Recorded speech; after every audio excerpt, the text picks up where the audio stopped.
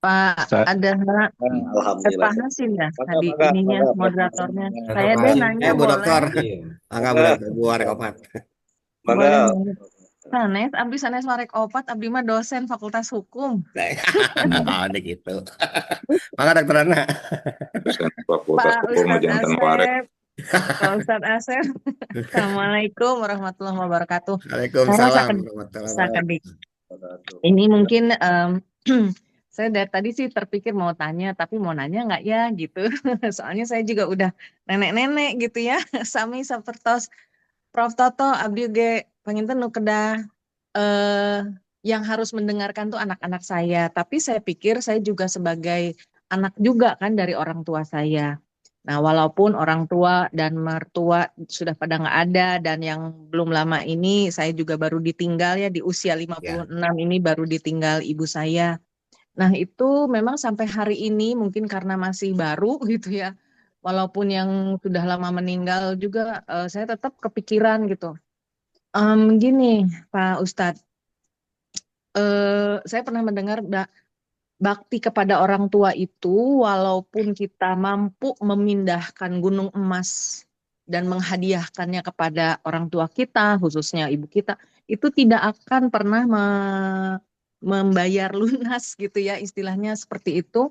Eh, Pengorbanan, kasih sayang, cinta orang tua kita kepada kita gitu.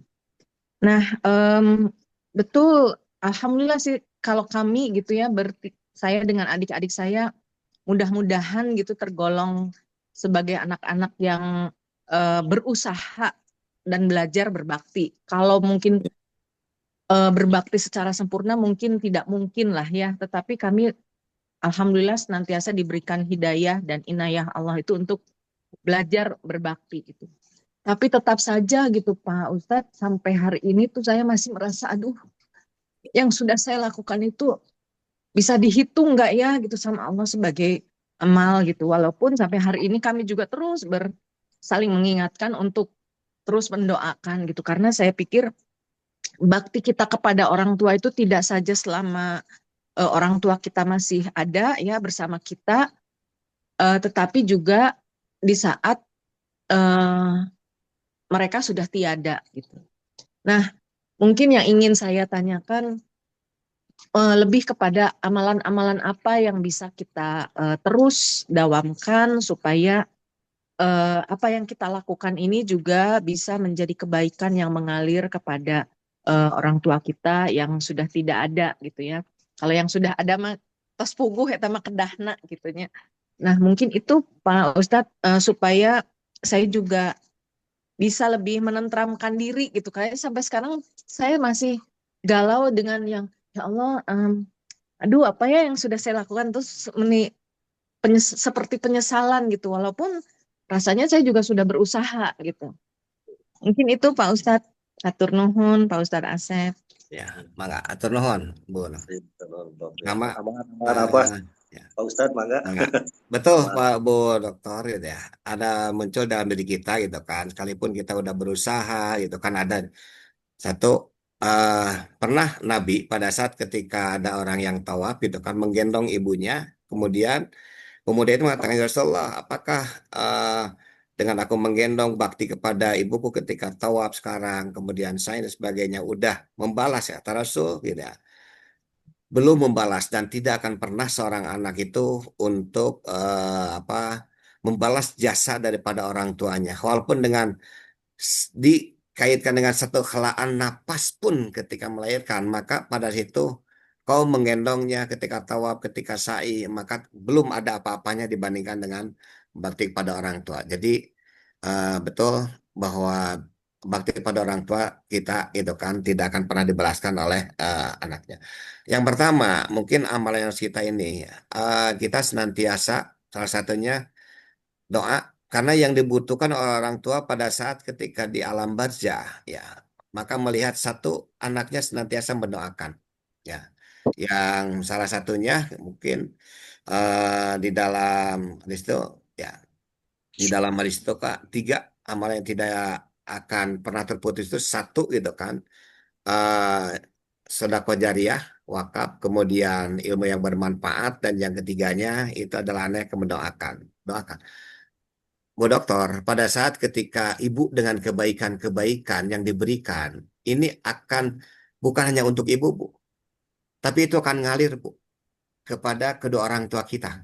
Ya, pada saat ketika kebaikan, pada saat ketika kenapa? Karena tidak lepas daripada didikan orang tua, kemudian orang tua kita mendidik kita udah seperti sekarang, kemudian imbasnya itu kebaikan yang kita lakukan itu akan kepada orang tua. Nah, oleh karena itu, Nabi pun gitu kan, pada saat ketika ada seorang ya Rasulullah, apakah boleh gak saya mensedekahkan gitu kan atas nama orang tua saya? Maka kata Rasul, kebaikan apapun maka boleh diperbolehkan. Oleh karena itu gitu kan, mewakafkan ke masjid ataupun kebaikan-kebaikan yang lainnya itu atas nama daripada orang tua, maka itu akan sampai kepada ahli barjah kedua orang tua kita gitu kan. Yang kita lakukan, maka ketika sedekah ataupun pada saat ketika mewakafkan gitu kan, maka kita kaitkan kadang-kadang dengan orang tua. Yang jelas, orang tua di alam barjah akan melihat anak-anaknya apakah dalam kondisi rukun, apakah dalam kondisi taat beribadah pada Allah, tersenyum mereka pada saat ketika melihat anak-anaknya dalam keadaan rukun, ketika melihat anak-anaknya dalam keadaan taat beribadah kepada Allah. Kenapa? Karena kebaikan-kebaikan dari orang tuanya itu atau dari anaknya itu akan ngalir terus kepada orang tuanya, gitu kan. Jadi eh, jangan pernah berhenti kita untuk berbuat baik, maka insya Allah seorang anak yang tadi dengan kata bi melekat gitu kan, sekalipun sudah meninggal dunia, maka kewajiban anak selama ruh dan jasad kita masih ada, maka kewajiban kita kepada orang tua sekalipun sudah meninggal dunia orang tua kita itu tetap harus kita lakukan dengan cara berdoa, dengan cara kebaikan-kebaikan yang kita lakukan, dan juga kebaikan-kebaikan yang kita berikan atas nama kedua orang tua kita, gitu kan. Itu mungkin Bu Dokter, punten pilih kira. Ya. Atur nuhun. Ketuk nuhun Pak Ya, Ustadz. sami-sami. Mas sedikit lagi, tambah sedikit. Yang Ya. pasti, Prof. Ratna, kita semua adalah anak, gitu ya. Hmm. Yang pasti itu, tidak Ya. ada orang tua sebetulnya. Kita itu Ya. semua anak, Meskipun ada aki-akinya tetap. aki-aki anak, gitu ya. Nah, terus yang kedua gini, Pak Ustadz, ada melanjutkan kebiasaan baik orang tua ya, bersilaturahmi itu salah satu ya, salah Ya, satu. betul. Salah satu pahala yang akan mengalir kepada orang tua kan itu ya. Ya. Jadi kalau orang tua kita punya sahabat, kemudian kita sambungkan persahabatannya, meskipun sudah tidak ada, itu adalah bagian dari yang kita berbakti kepada orang tua begitu. Ya. Ketuk Betul. nuhun Pak Betul, Ustadz Pak. Rusli. Karena abi ayeuna ngadawamkeun, Prof. Dengan Prof. Iya. Dengan Pak Rusli gitu kan. Iya, saya tuh Menyambungkan ingat kepada silaturahim. Bapak, Pak. Ya. Saya ingat sama Bapak gitu ya. Beliau adalah guru saya itu ya, yang ya saya dekat dengan beliau karena dekat dengan kakak saya, rumahnya dulu ya di Jalan Ya, Koko itu di ya. Jalan Koko. Di pesantren apa? Sirna miskin. Sirna Miskin, ya. Sirna Sirna Miskin. Miskin gitu. Sering berkunjung tuh dari rumah di pom bensin ke Sirna Miskin gitu. Di saya, iyalah, saya merasa kehilangan gitu ya, tanda kutip, tapi ya Allah mah sudah waktunya Bapak sudah harus pulang ya pulang gitu ya. Baik, itu aja Pak, tambah sedikit lah. Ya, betul. Kita ini adalah anak, ya. Tidak ada orang tua sebetulnya di tempat ini. Kita semua adalah anak. Ya. Orang tua mah mungkin satu, menurut saya mah Adam aja orang tua kita. Ya, kayak selebihnya seluruhnya anak gitu ya. Kita itu ada anak dari orang tua kita. Jadi anak yang punya anak gitu ya. Ya, anak beranak itu yang kita. Jadi emang berbakti kepada orang tua itu menjadi bagian dari seorang anak kepada orang tuanya kita. Ya, saya kira itu ya, kemarin kan dapatnya itu. Kita itu orang tongsok sombong, cina maneh teh anak, kayak apa maneh teh anak bukan orang tua gitu ya, gitu.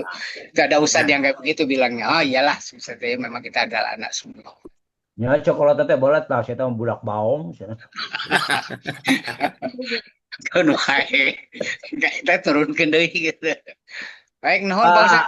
Oke, Pak Asep, Mohon, Prof. ari budak kukut, dina sekali budak kukut geuningan. Eta kumaha doakeun ka kolot kukutna tah? Oh, Anak angkat, anak kukut, Pak Asep. Kukut lah. Anak Kukut, angkat ya. mah eueuh dina Islam mah anak angkat, anak kukut. baik. Anak kukut ya. Prof, sehingga di mana yang apa? Waladun soliyatu lahu ya, bukan hanya anak kandung termasuk anak kukut kan ya. Oh gitu ya. Anak kukut yang kita contohlah seperti gini. Punten gitu ya. Pada saat ketika termasuk saya gitu kan, ini guru-guru saya Prof Toto, Prof Rusli, kemudian yang Prof Edi dan yang lainnya, ya, Pak Epik ini ada guru-guru saya. Nah pada saat ketika seorang mahasiswa atau muridnya gitu kan berdoa kan nyampe Prof, nyampe. Jadi bukan hanya anak kandung, termasuk anak kukut. Gitu. Iya. Anak didik ya. Ya, anak didik atau anak kukut yang kita dikukut gitu kan sejak kecil gitu kan, sekalipun bukan anak biologis gitu ya. Ya. Kalau Paus Lima ada doanya dari istri kukut juga ada itu. Eta mangga Prof. Anu iya mah anu hadis Nabi anu kaitan dengan ketika prioritas berbuat baik kepada ummaka ibumu mangga Prof. Badaira Prof. Ditantang lah, Pak Asep nantang lah. Siap. Prof. Ya mahasiswa ulah sok tebalaner ngomong teh. Bener Prof. Ada Pak Hasim tong disalahartikeun ya 3 kali itu teh. Masih ada waktu. Ustaz Asep mah aya wae umat. Bade cenah. Tilu ibu. Umak. Ya. Abang ngadangukeun susurian ya. Oh, abang bade langsung. Abang mode coba. Aduh ampun. Prof ditawisan ku padekan gitu. Pak Ustaz Asep kenal dah sareng pun lanceuk. Ada ngomong kenal. Salam Bu ka ieu. Ke abang. Aduh ayo. Ya. Nu lalunggun sok ngalajan mah aya nu kieu mah sok toplak mah tara. Ya Prof. Lumuk tutut baleng keong kayaknya. Nuhun Pak. Nuhun Prof. Nah, dibatasi oleh waktu ya, mungkin ada kegiatan yang lain. Kita akhiri saja kajian tafsir hari ini dengan doa kafaratul majelis. Subhanakallahumma wa bihamdika asyhadu an la ilaha illa anta. Mohon Pak Ustaz, atur nuhun. Nuhun. Dengan Prof. Atur nuhun. Assalamualaikum. Assalamualaikum. Semuanya